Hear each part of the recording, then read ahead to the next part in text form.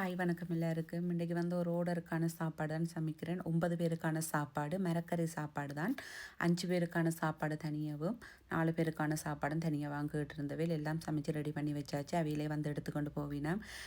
கூடுதலாக நாட்கள் எனக்கு சொல்கிறேன், நீங்கள் நான் எல்லாம் சமைக்கிறேன், சாப்பாடுகளை பார்க்க ஆசையாக இருக்குது அப்படின்ட்டு. நான் எப்படி சமைக்க பழகினான்னு சொன்னால், எங்களுடைய அப்பாவும் அம்மா வந்து சமையல்காரர். அவையில் வந்து ஆர்டர்களுக்கு சமைக்க போகிறவேல், வீட்டிலையும் சமைச்சு கொடுக்குறவேல்.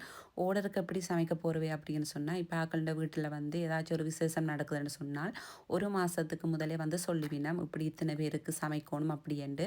அப்போ அப்பா வந்து ஒரு லிஸ்ட் வந்து போட்டு கொடுப்பாரு, இவ்வளோ சாமான்கள் என்ன கிலோ கணக்கில் வாங்கணும் அப்படின்ட்டு. அதை பார்த்துட்டு அவையில் வாங்கி வைப்பினோம். இப்போ வந்து உதாரணத்துக்கு சொல்ல போனால், நாளைக்கு ஒரு கொண்டாட்டம் நடக்குதுன்னு சொன்னால் அன்றைக்கு முதல் நாளே போயிட்டு அந்த மிரக்கறியல் பொரிக்கிறது, வெட்டி வைக்கிறது எல்லாம் செய்வினோம். அடுத்த நாள் போவினோம். அடுத்த நாள் விடியப்புறம் 2 மணி 3 மணிக்கு அம்மாவும் அப்பாவும் சேர்ந்து தான் போவினோம்.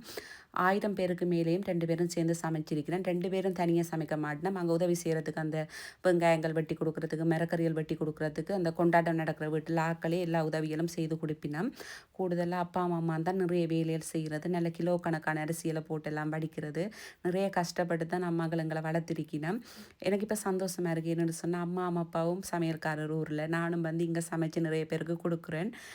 சில நேரம் நானே யோசிப்பேன், நானும் நல்ல வடிவாக சமைக்கிறேன் தான் அப்படின்ட்டு. அது மட்டும் இல்லாமல் இங்கே வந்து பார்த்தா அத்தையும் நல்ல வடிவாக சமைப்பா. ஊரில் எப்படி சமைக்கிறோமோ, சமைச்சு சாப்பிடுவோமோ அப்படித்தான் அத்தை சமைக்கிற சாப்பாடும் இருக்கும். அதை பார்த்து தான் நிறைய கறிகள், வேறு வேறு வித்தியாசமான கறிகளும் செய்ய பழகினான். எங்களுடைய அப்பா சமைக்கிறதுல எனக்கு பிடிச்ச கறி வந்து கடலையும் கத்திரிக்காயும் கறி தான். அதை பார்த்து தான் நான் இப்படி பழகினான். நான் சமைக்கிறதுல எனக்கு பிடிச்ச கறி, நான் விரும்பி சாப்பிட்றது, எனக்கு அதை பார்த்து நானே ஆச்சரியப்படுறது. நான் இந்த கறி நல்லா சமைக்கிறேன்றது வந்து பருப்பு கறி. என்னடா சிம்பிளான பருப்பு கறியை சொல்கிறேன்னு நினைப்பீங்க.